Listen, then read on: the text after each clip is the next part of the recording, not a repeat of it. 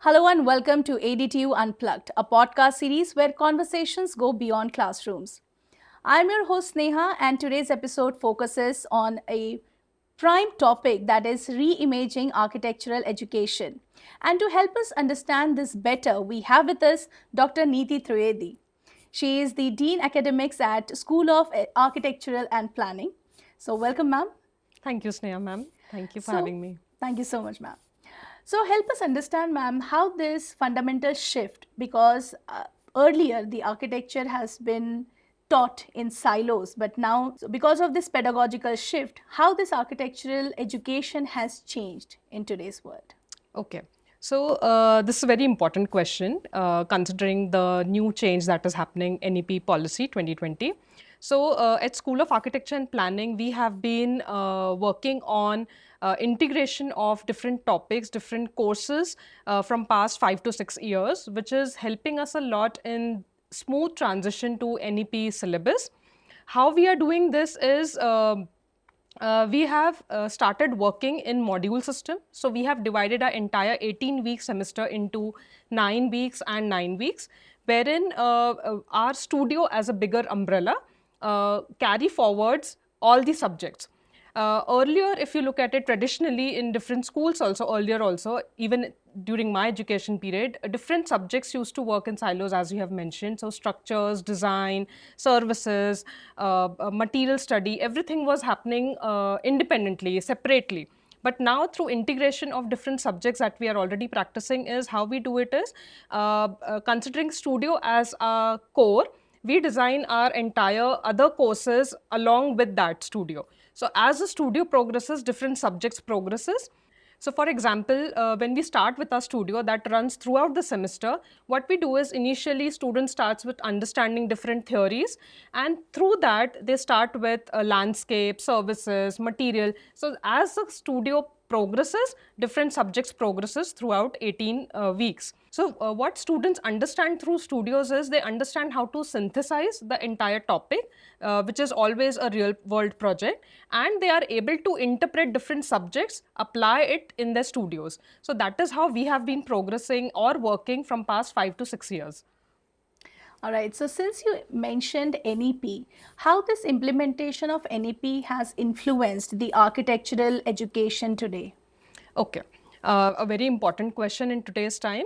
So, as I said, the transition is smooth for us at this point in time, and as we have presented our NEP syllabus to the Board of Studies, which is also comprising of the members of Council of Architecture, it is approved, and we have started implementing NEP 2020 syllabus for first year. We have already done it for first semester, second semester, and in the coming semester, we'll be implementing the same NEP syllabus for third semester also, that is second year.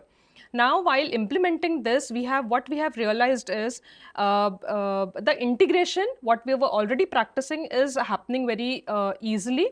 The credits of courses have changed, and what we used to do in 18 weeks, right now, what happens is in NEP syllabus, the quantum of subjects have reduced. So what we used to do in 8 subjects, 7 subjects, now the subjects number has come down to 5 to 6 subjects, which also includes different subjects like SHD, which is a university credited course. Again, it becomes very easy for us to implement that, because as a part of MIT Art, Design and Technology University, we have multiple institutes, which helps us in calling in experts and resources from different schools and conducting different courses here. Secondly, NEP has given us the opportunity to have focused credits. It has given us students a chance to mobilize very easily. Also, it is very easy for us to do the integration aspect of design. So what we used to do, hands-on learning, experiential learning, skill-based learning, NEP is providing us with that base, and the foundation for students of architecture then becomes very strong for them to carry forward and the courses that we are offering in masters, like Masters of Planning, Masters of Traditional Indian Architectural Knowledge System, and a new upcoming course of Intelligent Building Design, students will get an opportunity to understand and go forward and take admission in these courses as well. Well, that's quite thoughtful. Uh, do we also have an option of electives? And if so, then how does this electives contribute towards shaping the academic and career journey of a student? Yes. So this is a wonderful question, Sneha. Electives are very close to my heart because I really enjoy planning it. So electives, how we work on it, there are four verticals that we work on, that is art, design, technology, and skills, which helps students in understanding what is their interest. It also helps in going forward in understanding what skills they want to develop or which area they want to choose, or it also helps them orienting themselves in a way. Also, the entire the planning that we have done for the entire under NEP. So, for example, students can start from BIAJ, but through electives, they also understand where they can go ahead, under which philosophy. As we plan with electives, we have also kept in mind where the entire course, as the course progresses, as the program BIAJ progresses, students are also aware what elective they are opting for, and through elective they are already aware where they want to go for their internship, where they want to go for their masters, and the entire journey can be planned in that way. So this really helps students in identifying their own interests and develop their expertise. All right, ma'am, thank you so much. So, we know that in today's world, international collaborations and the studios are gaining a lot of momentum. So, how does this significantly contribute or affect the student's journey? Okay, another very good question. So in MIT Art, Design and Technology University, we already have a department established, OIA. Apart from that, we also have many collaborations with international universities and schools. We have also signed MOUs with many of them. Talking about MIT School of Architecture and Planning, so far in past 5 years, we have conducted three international studios, three immersion programs, which are usually conducted in the summer period, that is during June holidays. So what we do in that period is we have been in talks, we have been in consultation with various universities, and we culminate all of that learning in one studio. So for example, we did a studio with La Trobe University, Australia, where students from Australia had come to MIT University, and we hosted them for almost 15 to 18 days. We conducted a studio called Urban Fringe Studio, which was a very well organized, well acted upon studio, wherein different organizations like Pune Municipal Corporation were also involved. The resources had come down to MIT and they conducted their lectures. And finally, the students went forward and presented their work to the Embassy of Australia in Mumbai. Second studio that we conducted was a month-long studio with Tor Vergata University, that is the University of Rome, and the studio again was based in Rome, in and around Colosseum.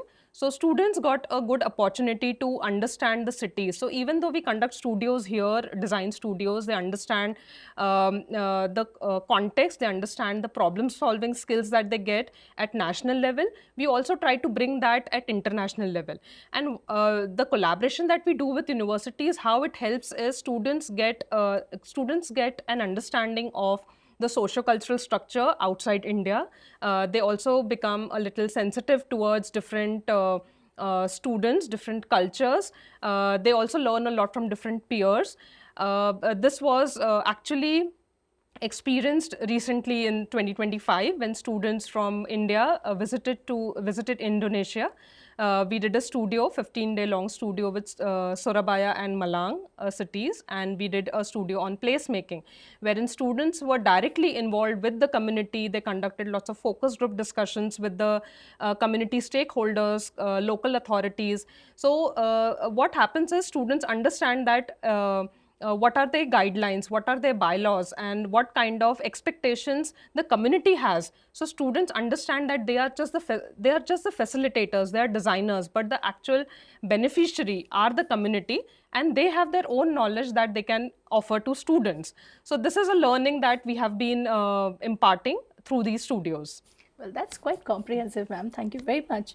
Well, considering the urban challenges that we are seeing and it is growing rapidly, what type of innovation are you bringing in your architectural education and so that you can stay put, you can be at par? Okay, so this answer I'll just give through one of the studios that I have been conducting. Under these studios, what I have been doing is we work under a theme called Cities as Living Laboratories, wherein we teach students how to work under a theme called resilience. So resilience could be in the form of built environment, resilience could be in the form of standing tall during natural disasters. Resilience could be in the form of how their designs communicate. So teaching them through these small mediums, students get an understanding of that there are bigger urban challenges that they have to face after finishing their studies, after they become architects or planners. So how we inculcate is through these studios. We teach them about environmental sustainability, we talk to them about ecology, we talk to them about gender sensitization. Through these different small areas, we try to impart and try to at least a small grain that can be sown, and later on they understand and they grow with it. And I think based on this, of course, through urban challenges, we can't tell them everything, but they at least a small portion of it that they can take it forward. So thank you so much, Dr. Neeti, for this discussion. And this is how we have understood that how modern education is moving beyond the traditional boundaries. So thank you very much for being with us here today. So with this, we come to the end of ADTU Unplugged, the podcast series. And in the new episode, we will be having more insightful conversations. Thank you very much.